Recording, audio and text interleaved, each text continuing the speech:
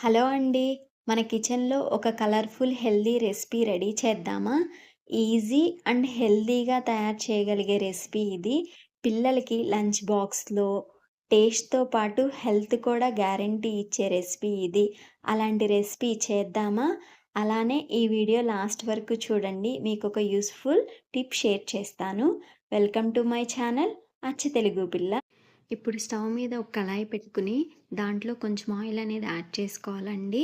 Oil heat అయ్యాక ఒక బిర్యానీ ఆకు, ఒక దాల్చిన చెక్క, 2 లవంగాలు, 2 యాలకులు అనేది యాడ్ చేసుకోవాలండి. ఇప్పుడు ఒకసారి కలుపుకోవాలి. ఇప్పుడు దాంట్లోనే కొంచెం కరివేపాకు అనేది యాడ్ చేసుకోవాలండి. ఇప్పుడు దాంట్లో సన్నగా తరుక్కుని పెట్టుకున్న ఆనియన్స్ అనేది యాడ్ చేసుకోవాలండి. ఇవన్నీ ఒకసారి కలుపుకోవాలండి. ఇప్పుడు దాంట్లోనే సన్నగా తరుక్కున్న పచ్చిమిర్చి అనేది యాడ్ చేసుకోవాలి. ఇప్పుడు దాంట్లోనే కొన్ని జీడిపప్పులు అనేది యాడ్ చేసుకోవాలండి. జీడిపప్పులు కొంచెం ఎర్రగా ఫ్రై చేసుకోవాలండి. ఇప్పుడు దాంట్లోనే సాంబార్ పొడి యాడ్ చేసుకోవాలండి. ఇదే క్యారెట్ రైస్‌కి చాలా అంటే చాలా టేస్ట్ ఇస్తుందండి.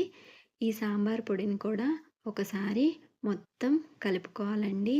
ఇప్పుడు దాంట్లోనే మనం సన్నగా తరిగి పెట్టుకున్న క్యారెట్ అనేది యాడ్ చేసుకోవాలండి. ఈ క్యారెట్ యాడ్ చేసుకున్నాక కొంచెం సాల్ట్ అనేది యాడ్ చేసుకోవాలి. ఇప్పుడు ఈ క్యారెట్‌ని ఆయిల్‌లో పచ్చివాసన పోయేంత వరకు ఫ్రై చేసుకోవాలండి. ఒక 2 మినిట్స్ ఫ్రై చేసుకున్నాక మనం ఆరబెట్టుకున్న రైస్ అనేది దీంట్లో వేసి కలుపుకోవాలండి. మొత్తం ఈ రైసు అది క్యారెట్ మొత్తం కలిసేలాగా కలుపుకోవాలండి. ఇప్పుడు సాల్ట్ కూడా ఒకసారి చూసుకోవాలండి. అలానే లాస్ట్‌గా దీంట్లో కొంచెం నిమ్మరసం అనేది యాడ్ చేసుకోవాలండి. ఇది కూడా క్యారెట్ రైస్ టేస్ట్ అనేది ఇంకా పెంచుతుందండి. Easy and healthy carrot rice అనేది రెడీ అయిపోయిందండి.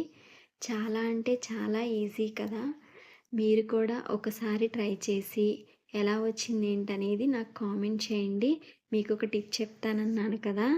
సమోసాలు చేసేటప్పుడు అందులో కొంచెం నిమ్మరసం వేస్తే సమోసాలు టేస్టీగా వస్తాయండి. ఒక్కసారి ఈ టిప్ ట్రై చేసి